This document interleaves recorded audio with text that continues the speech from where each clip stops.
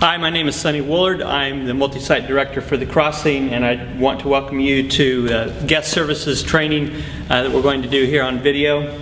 I do want to encourage you as you go through these videos to be trained that you take this very serious because of what is at stake. Guest services is all pointed towards first-timers.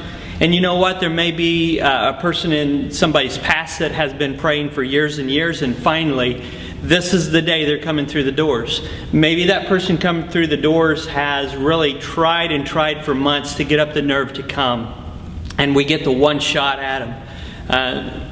It's their entire, eternity that's at stake here. So I want you to take this training very serious and focus. Don't try to multitask. Don't have a TV or something going on in the background. Don't be around kids or any kinds of distraction. Definitely don't just jump up and run to the kitchen and get a drink and let it continue playing. I just want you to take it very, very serious and just focus. When the video's playing, I want you to listen to the whole thing. Below there will be some text and you can read through it, but basically it's what we'll be going over in the video that's in the training manual.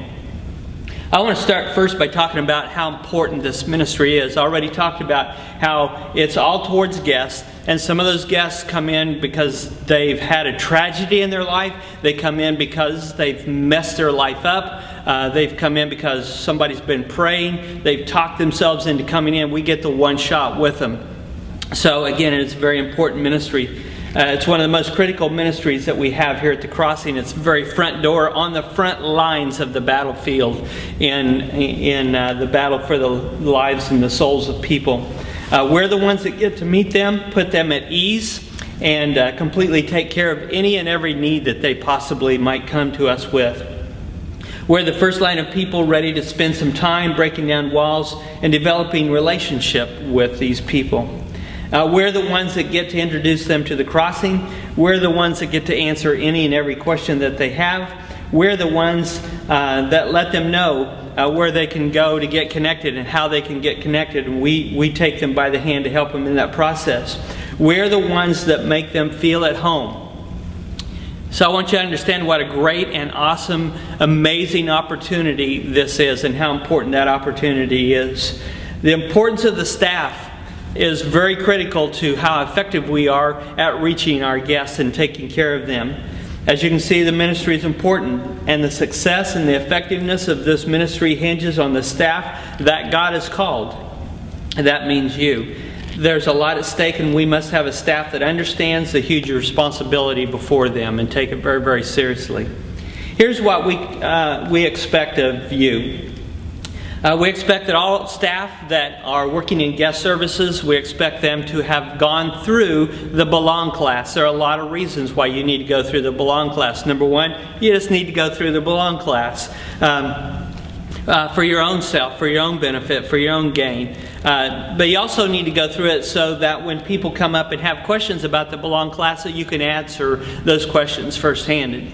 Also, so that when someone comes up with a question, theological or something that we deal with in the class, you'll be ready to go. If somebody comes up asking about the class, we can tell them about it and how awesome it is, firsthand experience.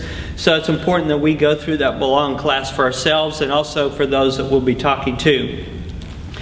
We expect that you understand the huge responsibility of this ministry and feel the weight of this ministry. That you will take this ministry seriously, that you'll take training and practice seriously, that your life exemplifies Christ. One of the things I want to see happen is people come onto our campuses from the parking lot, through the doors, in the lobby, to the coffee bar. I want them all to experience Jesus. And I look at the fruits of the Spirit as being the character and nature of Christ Himself. Love, joy, peace, patience, kindness, goodness, gentleness. All of those things, we want those exemplified, and not in a fake and false way, but hopefully from the inside out, because in our life we're being poured into, we're pouring into ourselves, we're spending time with God, we're growing in Christ, and Christ is just becoming more and more alive in us all the time. Guys, I want you to know how, just from this example, how important this ministry is. When I gave my life to Christ, it was between my sophomore and junior year of high school. And, I went to a church camp. But before any programming started, before any sermons, any lessons, any of that, before that started, my life was radically changed because I saw in my peers who were just starting to arrive and I was just starting to connect with, I saw in my peers something that they had that I didn't. It was very obvious, of the love and the joy and the peace and all of this that they had that I absolutely saw immediately that I didn't have, and I wanted what they had. And it caused me to lean in and go, what do they have? I want this. Because of that, that week I gave my life to Christ and also committed myself to ministry. It's like, God, this is amazing. Like those fishers of men that were going, yeah, I'll follow you. And Jesus took them on a journey. So we want your life to exemplify Christ, full of joy and smiles and happiness. Next, that you're involved in some sort of study with other Christians so that you can continue to grow. That you come on time, that you come focused and ready to serve. And also we want you to pray about that day. Again, we talked about what's at stake. So it's important that we spend some time in prayer for ourselves and also for those that God's going to lead to us that day, that they would have the boldness to step forward, that we would have the wisdom to take care of them and answer their questions. And also the last thing, we expect that you do what you're supposed to do and how you're supposed to do it. It's a very important ministry, and we have to get it right. I want to go on now and talk about purpose of this ministry. In this video, I want to talk about the purpose of the ministry and kind of the picture of what we're after so we begin to understand. What we're here to do is to identify and intercept and interact with our guests and assist them in any way that we can. We especially want to take care of our fearful, anxious, awkward, and uncomfortable guests and help them have an amazing experience. I want them to walk away from this booth going, wow, that was awesome. That person was awesome. We're going to teach you how to do things in just the right way, but also to go above and beyond what the person expects so that they go away from here going, wow, that was pretty neat. So anyway, we want to make sure that we help them have a great experience in any way that we can. Also, we want to be able to answer the questions, put info into their hands, and take care of absolutely any need that they have. So that's kind of, we're all about guests and spotting guests, helping guests that come up, guests that are off and they're being a little fearful. We want to help them all, and we're going to teach you how to do that in these seminars.